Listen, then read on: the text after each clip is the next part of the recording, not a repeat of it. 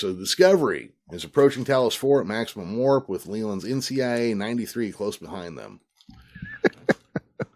Bryce reports that the Section 31 ship is hailing. Pike knows that with Tyler confined to his quarters, he wouldn't be the one telling Section 31 where they were. He tells Bryce to answer the hail. Leland tells Pike he knows where he's going and orders him to stand down. Last warning, Chris, Leland replies, again ordering him to stand down before cutting the channel. Pike orders Detmer to take them out of warp over Talos IV. Once in orbit, he instructs Owosakon to scan for their people.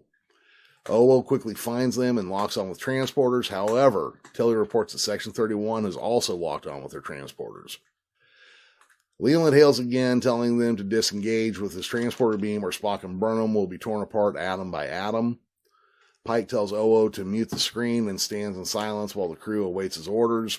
And then Vina kind of pops up in his ear here and says, hey, you got to let everybody go. You got to let me go. You got to let them go. You got to let everything go. And it's the only way that there's a way out of this. So Pike tells Owo to disengage the transporters. And Burnham and Spock beam aboard Leland's NCIA 93 ship.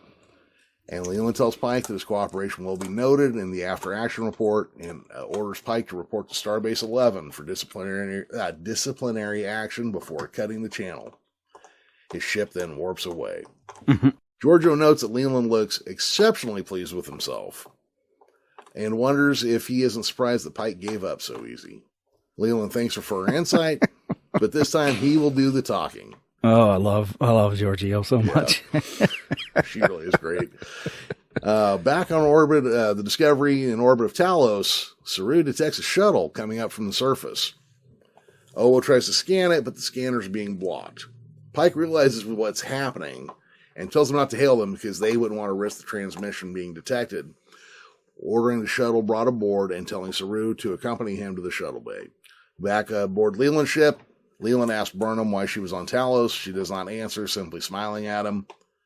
Leland tells her it would be easier if she answered him, or it could go harder. And she's like, yeah, I don't think so. Say goodbye, Spock. And Spock gives him the old Burns and Allen. Goodbye, Spock.